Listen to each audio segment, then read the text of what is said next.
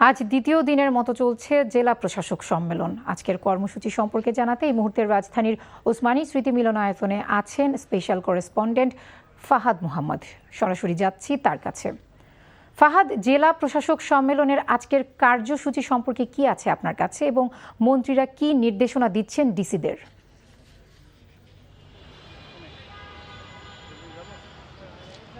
পিয়া, প্রতি বছরের মতো এবারও 4 দিনব্যাপী জেলা প্রশাসক সম্মেলন চলছে।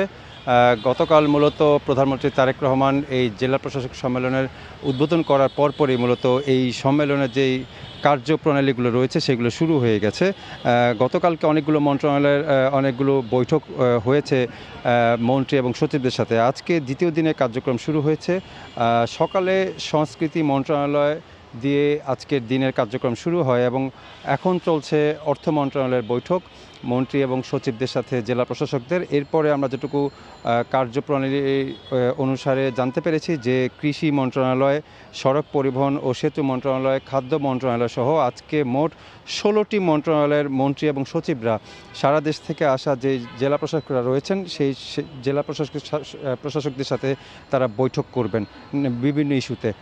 পিয়া, আপনাকে একটু জানিয়ে রাখি যে এই জেলা প্রশাসক সম্মেলনের মূল উদ্দেশ্য যেটি হলো সেটি হচ্ছে যতগুলো মন্ত্রণালয় বা দপ্তর আছে সেসব মন্ত্রণালয়ের প্রতি সংশ্লিষ্ট জেলার সাধারণ জনগণের যে চাহিদা বা প্রত্যাশা সেগুলো জেলা প্রশাসকরা মূলত মন্ত্রী এবং সচিবদের সামনে তুলে ধরেন এবং প্রস্তাব দেন এবং মন্ত্রী এবং সচিবরা তা শুনে ডিসিদেরকে সেই অনুসারে দিক নির্দেশনা দেন এবং পাশাপাশি সরকারের যে নির্বাচনী ইশতেহার থাকে সেই নির্বাচনী ইশতেহার বাস্তবায়নের জন্য মন্ত্রী সচিবরা আবার উল্টো জেলা প্রশাসকদের নানা দিক নির্দেশনা দেন এবং সেই অনুযায়ী জেলা প্রশাসকরা তাদের এলাকায় ফিরে গিয়ে সেভাবে তার সংশ্লিষ্ট যে কর্মকর্তারা রয়েছে তাদেরকে আবার তারা ব্রিফিং করেন।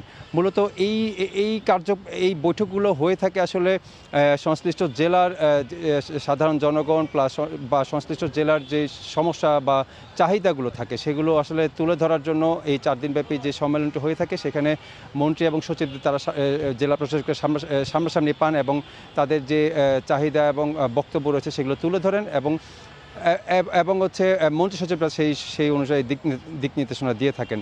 তো এখন চলছে অর্থ মন্ত্রণালয়ের বৈঠক। কিছুক্ষণ পরে এই বৈঠকটির পরে আমাদেরকে ব্রিফ করা হবে, পরে আমরা সেই বিষয়ে আপনাদেরকে জানাতে পারবো। পিয়া, জানছিলাম ডিসি সম্মেলনের খবর।